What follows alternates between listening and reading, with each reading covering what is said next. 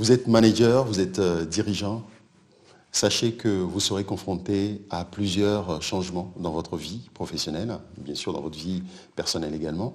Aujourd'hui, nous sommes en train de vivre une crise sanitaire qui a migré en crise économique. Il y a plusieurs décisions qui vont se prendre et qui vont faire que vous allez faire face à un changement.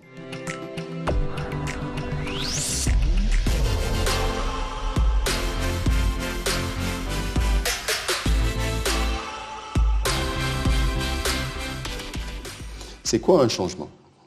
Un changement, ça peut être une fusion, ça peut être un changement de poste, ça peut être le fait que vous avez été promu à un poste donné en tant que manager. Un changement, ça peut être la mise en place d'un nouveau projet dans votre entreprise. Ça peut être un changement de stratégie, une réorganisation. Vous voyez, donc le changement, ça peut prendre plusieurs types ou bien ça peut être illustré de plusieurs manières. Et est-ce que vous savez que tout changement se pilote, surtout dans la vie professionnelle ou bien en entreprise? Tout changement se pilote. Et lorsque vous avez un changement, il y a plusieurs choses à faire. Parmi ces choses, vous devez analyser, vous devez cibler les personnes que vous voulez toucher, vous devez communiquer. Il faut savoir communiquer en période de changement. Vous devez former et vous devez également piloter justement ce changement. Mais dans le cas de cette vidéo, je ne vais pas aborder tous ces éléments parce que dans les vidéos qui vont suivre, je rentrerai plus en détail dans chaque phase du changement pour vous donner des éléments pour pouvoir réussir votre changement. Mais aujourd'hui, j'aimerais partager avec vous quelques clés pour pouvoir gérer les résistances en matière de changement. La première chose à savoir, c'est que lorsque vous avez du changement, vous allez avoir de la résistance. Je prends un exemple. Vous avez été promu à la tête de votre département. Vous allez avoir des personnes qui seront jalouses. Vous allez avoir des personnes qui n'acceptent pas le fait que vous vous retrouvez à la tête de ce département ou bien que du jour au lendemain, vous êtes le chef. C'est une résistance que vous allez avoir. Et cette résistance doit être gérée et il y a 5 manières ou bien 5 étapes pour pouvoir gérer ce changement ou cette résistance. Et la résistance est tout à fait naturelle comme je le disais. Donc la première chose, il y a la première phase que vous allez connaître, s'appelle la phase bidon. Et la personne se trouve dans une phase qu'on appelle phase bidon. Et bidon, un bidon qui est plein, rempli, pour que vous puissiez porter cette personne d'un point A à un point B, vous devez vider ce bidon. Et vider ce bidon, c'est quoi? C'est laisser parler. Vous devez laisser écouter les gens, exprimer leur rancœur, leur crainte, leur méfiance. Et en ce moment, puisque vous venez de démarrer le changement, et j'ai donné l'exemple de type de changement, ça, vous l'illustrez comme vous voulez, mais cet exemple-là, vous venez de prendre votre poste, vous devez écouter. Écouter sans juger, dire, bon, très bien, j'ai compris, vous n'êtes pas d'accord avec cette réorganisation. Bon, ok, c'est très bien, je comprends. Pourquoi vous dites ça? Vous écoutez les gens. Et vous allez voir qu'à un moment donné, cette personne qui fait partie de la résistance, ou bien ce résistant, va souffler parce qu'on l'a écouté et vous videz le bidon. Et au bout d'un certain temps, vous allez faire passer la personne dans une phase qu'on appelle phase gauche. Deuxième escalier du changement. Parce que le premier escalier, c'est le bidon. Deuxième escalier, c'est la phase gauche. Pourquoi gauche? C'est que la personne commence par comprendre que le changement n'est pas tout à fait négatif. Et là, qu'est-ce que vous devez faire? Vous devez expliquer, montrer des faits, montrer des éléments. Par exemple, si on revient dans le cas que j'ai cité, vous venez de prendre votre poste. Quand vous sentez que la personne est dans la phase gauche, vous devez lui montrer des faits en lui disant « Bon, ok, depuis que je suis là, il y a des choses qui ont changé. » Vous donnez des faits, des exemples pour illustrer le fait que ce changement est quand même positif. Et au bout d'un certain temps, la personne va aller à un troisième niveau qu'on appelle troisième escalier du changement, qui est la phase coupable. Pourquoi coupable? C'est que la personne se rend compte que ce changement est quand même positif, c'est que depuis que vous êtes à la tête de ce département, les choses marchent quand même. Et pourquoi coupable? C'est que la personne commence par regretter un tant soit peu le fait qu'au départ, elle n'était pas du tout d'accord avec vous, avec ce changement ou bien avec votre nomination. Et dans cette phase, vous allez encourager.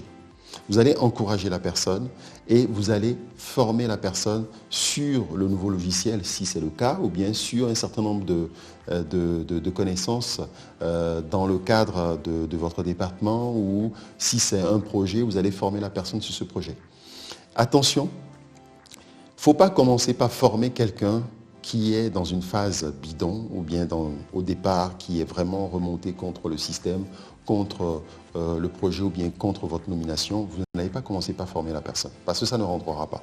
Un bidon est rempli, il faut d'abord vider avant de remplir avec d'autres choses.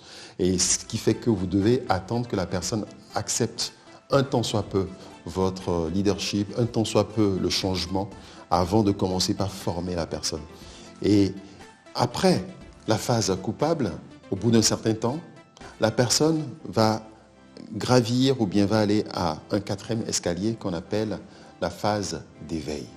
La phase d'éveil, là, la personne se dit waouh, c'est super, ce changement marche depuis qu'il est à la tête de ce département, les choses marchent comme il faut, c'est très bien. Et bon, c'est à 80%. L'adhésion est à peu près à 80% là. Et bien sûr, qu'est-ce que vous allez faire? Vous allez fêter, encourager et dites bravo, c'est vraiment super de travailler avec toi.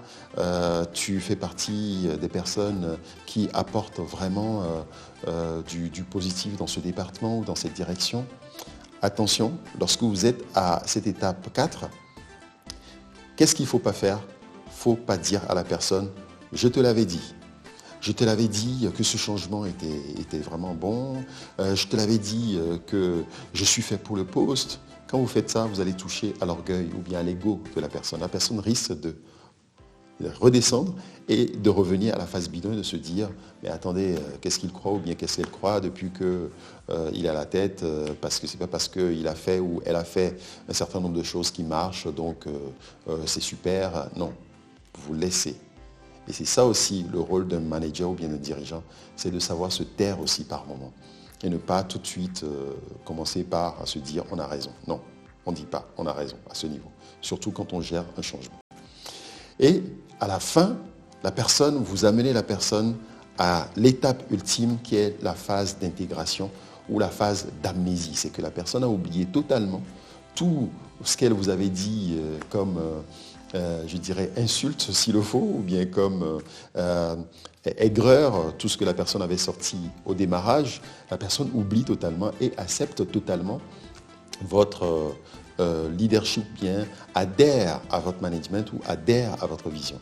Et quand c'est là, vous dites bravo, c'est super, vous allez fêter quand il le faut. Donc vous voyez, c'est ces 5 étapes que vous devez gravir ou bien vous devez suivre pour amener quelqu'un qui a une étape bidon, qui est totalement résistante ou bien qui est un résistant face au changement que vous êtes en train de mener, jusqu'à l'étape ultime qui est la phase ou bien l'étape d'intégration ou bien l'étape d'amnésie où la personne a adhéré totalement au changement que vous êtes en train de mener.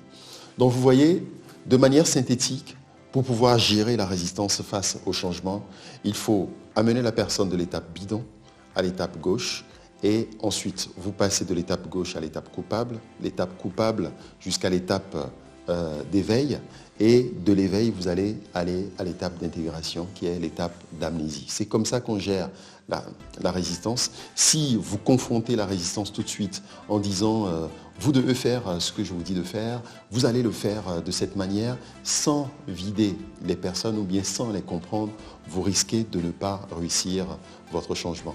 Je reviendrai dans d'autres vidéos sur comment faire pour pouvoir réussir de manière globale votre changement et sachez que lorsqu'on mène également un changement, il faut avoir des indicateurs, il faut piloter le changement. Et nous avons également des indicateurs que nous pouvons mettre à votre disposition, qu'on appelle 2I2A. Je reviendrai plus en détail là-dessus. Mais en attendant, vous savez ce que vous devez faire. Allez en dessous de cette vidéo, vous allez voir les liens pour aller vers la formation sur comment mieux gérer le changement dans votre organisation. C'est une formation qui a été faite sur plusieurs modules et qui vous permettra justement de réussir ce challenge. En attendant, si vous avez aimé cette vidéo, vous savez ce qu'il vous reste à faire.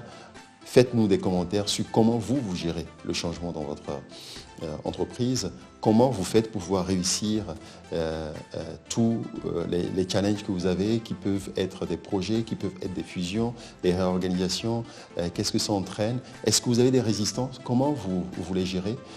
Faites-nous des commentaires dans le cadre de cette vidéo et c'est ainsi que nous allons revenir avec d'autres vidéos en réponse à vos questions pour, encore une fois, vous permettre de réussir de la meilleure des manières votre mission de manager et de dirigeant. En attendant, je vous dis merci et à très bientôt.